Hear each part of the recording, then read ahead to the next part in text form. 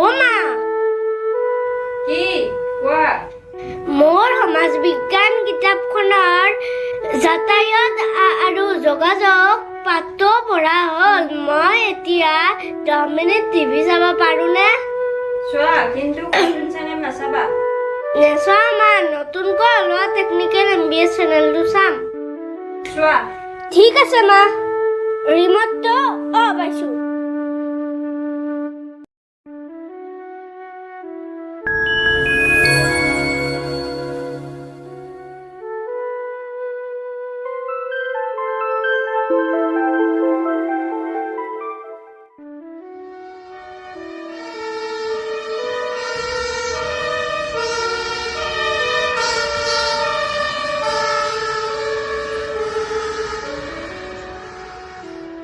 বানৰ টপিক দিছে, ভালে হৈছে ৰবা।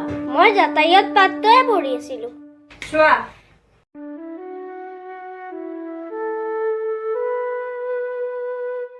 আমাৰ অসমত হোৱা ৰোড এক্সিডেণ্টৰ কথা আপুনি শুনিয়েই থাকে। এই ৰোড এক্সিডেণ্টবোৰ আমাৰ অসমত বছৰি কিমান হয় আৰু এই এক্সিডেণ্টত কিমান মানুহ ডেড হয় আৰু কিমান মানুহ ইনজিয়ৰ্ড হয়, আপুনি কথাটো জানিলে আচৰিত হ'ব। কাৰণ বছৰি প্ৰায় ৰোড এক্সিডেণ্টেই 7,000টা হয় আৰু এই 7,000টা এক্সিডেণ্টত 2,500 মানুহ ডেড হয় আৰু প্ৰায় 4,500 মানুহ ইনজিয়ৰ্ড হয়। এই ৰোড এক্সিডেণ্টৰ মূল কাৰণটোৱে হৈছে বাহন। বাহন এখনৰ চালকৰ অনুজ্ঞাপত্ৰ থকাৰ পিছতো এক্সিডেণ্টবোৰ কিয় হয়? কাৰণ কোনো গভমেণ্টে কোনো চালককে বাহন এখন নিয়ন্ত্ৰণ কৰিব নাজানিলে অনুজ্ঞাপত্ৰ এখন নিদিয়ে। গতিকে এই অনুজ্ঞাপত্ৰ থকা চালকবোৰে বাহন এখন কিয় নিয়ন্ত্ৰণ কৰিব নোৱাৰে? নিয়ন্ত্ৰণৰ ক্ষেত্ৰত চালক এজনৰ উপৰিও বাহনখনৰ ওপৰত বহুত কথা আহি পৰে। আপুনি যদি ডিলাৰত গাড়ী এখন কিনিবলৈ যায়, তেতিয়াহ'লে আপোনাক তাৰ ছেলছমেনে নিশ্চয় এটা কথা জনাব, সেইটো হ'ল ABS-ৰ কথা। এই ABS-টো বাহন এখন নিয়ন্ত্ৰণৰ ক্ষেত্ৰত বহুত কথা আহি পৰে। আজি মই এই ভিডিঅ'টোত ABS-টোনো কি আৰু এই ABS-এ কি কাম কৰে আৰু আপুনি বাহনখন কিনোতে ABS-ৰ ওপৰত কি ডিচিশ্যন ল'ব, এই কথাটোৱে জনাম। মই প্ৰাঞ্জল আৰু আপুনি চাই আছে টেকনিকেল MBS। আহক তেতিয়াহ'লে ভিডিঅ'টো আৰম্ভ কৰোঁ। বাহনৰ ABS-ৰ কথা কৈছে, মই বুজিয়েই নাপাম। দেউতাই আমাৰ বাইকখনো চলায়, কাৰখনো চলায়। আজি দেওবাৰ, দেউতা ঘৰতে আছে। দেউতাকে মাতো। দেউতা, অ দেউতা, কোৱা। এইফালে আহচোন। কোৱাচোন। মোৰ লগত টিভি চোৱাচোন। তুমি পঢ়িছানে? পঢ়িছো, বাহনৰ ABS-ৰ কথা কৈছে, চোৱা। হয় নেকি? দিয়া তেতিয়াহ'লে প্ৰথমৰ পৰা দিবা কিন্তু। ৰ'বা, দিছো।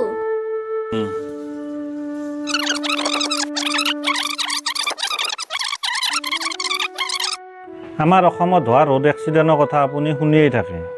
এই ৰোড এক্সিডেণ্টবোৰ আমাৰ অসমত বছৰি কিমান হয় আৰু এই এক্সিডেণ্টত কিমান মানুহ ডেড হয় আৰু কিমান মানুহ ইনজিয়ৰ্ড হয়, আপুনি কথাটো জানিলে আচৰিত হ'ব। কাৰণ বছৰি প্ৰায় ৰোড এক্সিডেণ্টেই 7,000টা হয় আৰু এই 7,000টা এক্সিডেণ্টত 2,500 মানুহ ডেড হয় আৰু প্ৰায় 4,500 মানুহ ইনজিয়ৰ্ড হয়। এই ৰোড এক্সিডেণ্টৰ মূল কাৰণটোৱে হৈছে বাহন। বাহন এখনৰ চালকৰ অনুজ্ঞাপত্ৰ থকাৰ পিছতো এক্সিডেণ্টবোৰ কিয় হয়? কাৰণ কোনো গভমেণ্টে কোনো চালককে বাহন এখন নিয়ন্ত্ৰণ কৰিব নাজানিলে অনুজ্ঞাপত্ৰ এখন নিদিয়ে। গতিকে এই অনুজ্ঞাপত্ৰ থকা চালকবোৰে বাহন এখন কিয় নিয়ন্ত্ৰণ কৰিব নোৱাৰে? নিয়ন্ত্ৰণৰ ক্ষেত্ৰত চালক এজনৰ উপৰিও বাহনখনৰ ওপৰত বহুত কথা আহি পৰে। আপুনি যদি ডিলাৰত গাড়ী এখন কিনিবলৈ যায়, তেতিয়াহ'লে আপোনাক তাৰ ছেলছমেনে নিশ্চয় এটা কথা জনাব, সেইটো হ'ল ABS-ৰ কথা। এই ABS-টো বাহন এখন নিয়ন্ত্ৰণৰ ক্ষেত্ৰত বহুত কথা আহি পৰে। আজি মই এই ভিডিঅ'টোত ABS-টোনো কি আৰু এই ABS-এ কি কাম কৰে আৰু আপুনি বাহনখন কিনোতে ABS-ৰ ওপৰত কি ডিচিশ্যন ল'ব, এই কথাটোৱে জনাম। মই প্ৰাঞ্জল আৰু আপুনি চাই আছে টেকনিকেল MBS। আহক তেতিয়াহ'লে ভিডিঅ'টো আৰম্ভ কৰোঁ।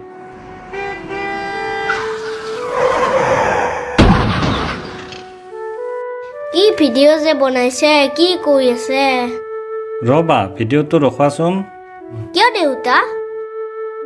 কিয় তেনেকৈ কৈছা? ল'ৰাজনক ভালদৰে নজনাকৈ তেনেকৈ ক'ব নালাগে নহয় সোণটো। কি ভিডিঅ' বনাইছে? বেয়া ভিডিঅ' বনোৱা নাই নহয় সোণটো। বাহনৰ ABS-ৰ কথা বহুতে জানে, কিন্তু বহুতে নজনাকৈও বাহন এখন চলাই থাকে নহয়। কিমান কষ্ট কৰি ল'ৰাজনে এনেকুৱা ভিডিঅ'বোৰ যে বনায়।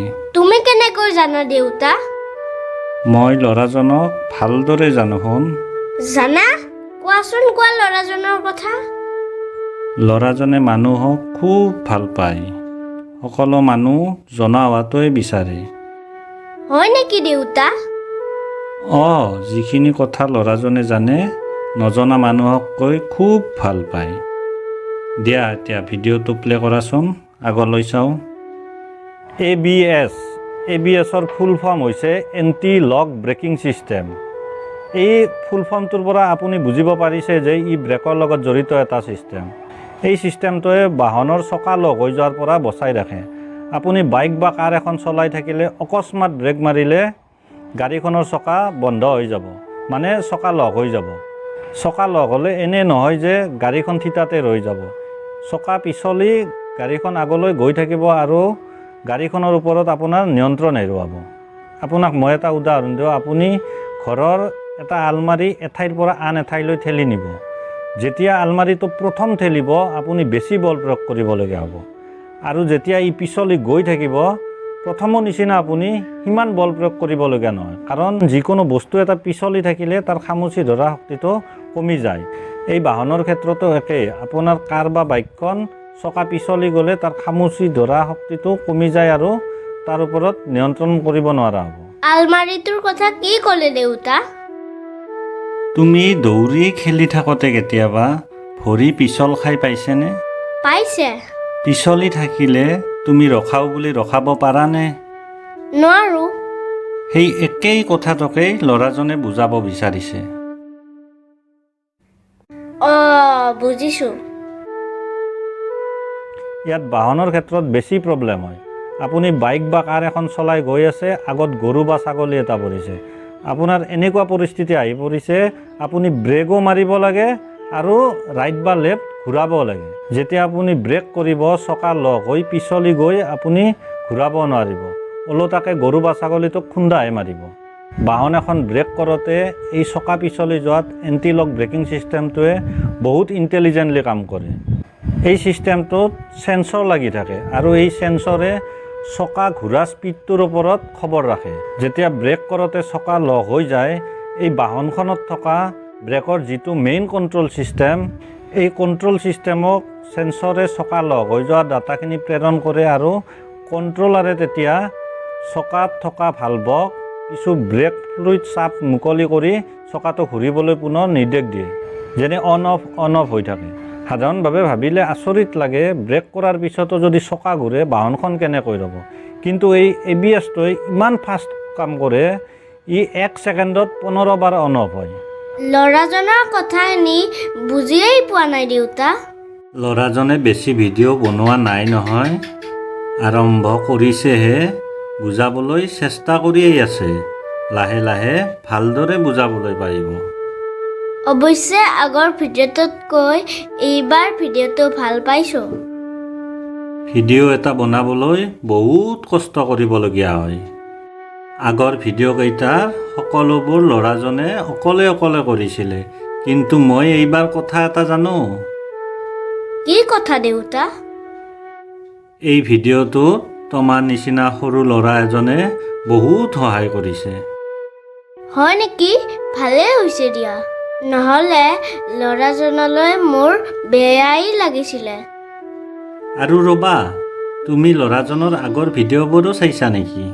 চাইছোঁ। তোমাৰ বয়স কিমান এতিয়া? 9 বছৰ।